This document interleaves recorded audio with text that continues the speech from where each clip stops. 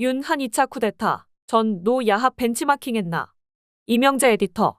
한동훈 국민의힘 대표와 한덕수 국무총리가 8일 대국민 공동담화를 통해 윤석열 대통령의 국정 운영 중단을 발표했다. 윤석열의 12.3 비상계엄 친위 쿠데타에 이은 또 다른 쿠데타랄 수 있다. 이번에는 한동훈과 한덕수에 의한 쿠데타, 즉 2차 쿠데타이며 2차 내란이다. 윤석열이 군대를 동원해 쿠데타를 일으켰다면 한동훈 한덕수는 윤석열의 실각을 겁박해 대통령 권한을 찬탈하려 하고 있는 것이다. 한동훈과 국민의힘은 박정희의 5.16, 전두환의 5.18 쿠데타의 후예답게 쿠데타에 의한 국가전복의 전통을 되살리겠다는 것이다. 한동훈은 전날인 7일 윤석열 내란에 대한 국회의 탄핵을 자당 의원들에 대한 투표 방해로 저지한 것은 물론 그 자신이 윤석열 쿠데타를 이어받아 쿠데타를 완성하려고 하는 것이다. 대통령 탄핵에 대해 연속적인 말 뒤집기 행태를 보였던 한동훈은 이로써 내란 주범 윤석열과 한몸이라는 것을 스스로 자인했다. 그가 공언한 질서 있는 퇴진은 질서 있는 쿠데타의 기도가 돼 가고 있다. 한동훈은 이로써 내란의 공범에서 스스로 주범이 되고 있다. 한동훈은 특히 전두환의 방식을 흉내내려 하고 있는 것으로 보인다.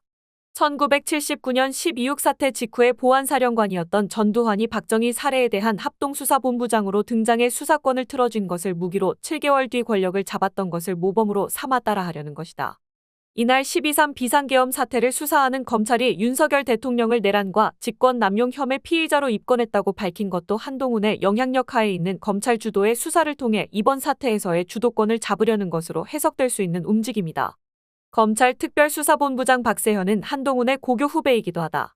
김의겸 전 의원도 페이스북에서 윤석열의 1차 친위 쿠데타 실패 이후 권력의 공백이 생긴 틈을 검찰이 비집고 들어왔다. 윤석열, 한동훈 사이 정치적 타협에 맞춰서 증언을 오염시키고 증거를 조작할 수 있다. 앞으로 확대될 윤석열 김건희 사건에서 행여 검찰 조직에 불리한 부분이 나온다면 삭제할 것이다. 12.6 직후 신군부가 권력을 장악해 간 과정이 떠오른다며 비슷한 우려를 나타냈다. 87년 전두환의 안전을 보장해주는 대신 궁지에서 탈출한 노태우의 6.29 선언과 유사한 측면도 있다. 야권은 한동훈, 한덕수 합의에 대해 누가 그런 자격을 한동훈 대표에게 부여했나. 대통령을 직무 배제할 방법은 탄핵밖에 없다고 강력하게 비판했다. 김민석 더불어민주당 최고위원 겸 12.3 윤석열 내란 사태 특별대책위원장은 윤석열 내란이 한동훈, 한덕수 검찰 합작 2차 내란으로 확산되고 있다면서 위헌에 위헌이 더해지고 불법에 불법이 더해지고 혼란에 혼란이 더해지는 무정부 상황이 지속되고 있다고 밝혔다.